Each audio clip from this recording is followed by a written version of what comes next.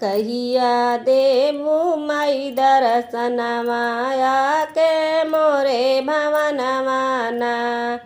कहिया देबू माई दर्शन माया के मोरे भवन माना।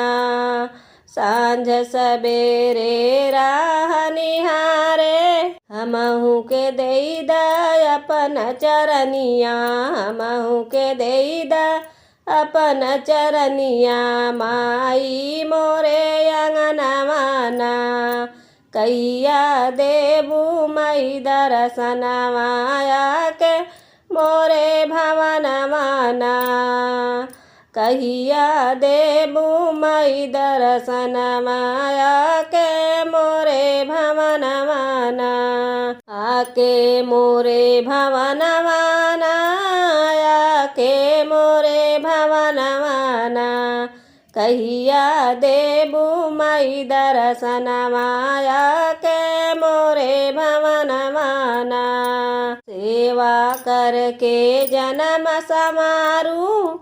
सेवा करके जन्म समारू हमहू के देई द अपनी चरनिया। हमहू के देई द अपनी चरनिया माई मोरे अंगना माना। कहिया देबू माई दर्शन माया के मोरे भवन माना। कहिया देबू माई दर्शन माया के मोरे अंगना माना। आके मोरे भवन माना। आके मोरे भवन माना।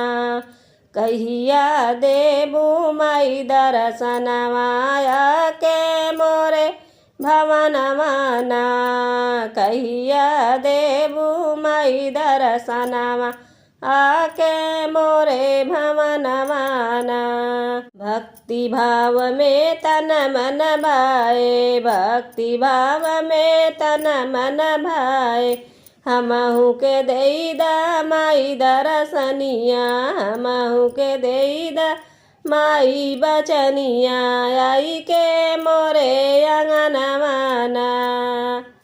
आई के मोरे अंगना माना। कहिया देबू माई दर्शन आके मोरे भवन माना। कहिया देबू माई दर्शन माया के मोरे भवन माना।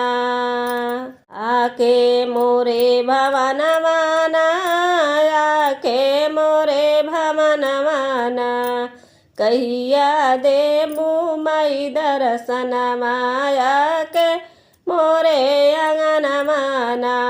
कहिया देबू माई दर्शन आके मोरे भवन माना।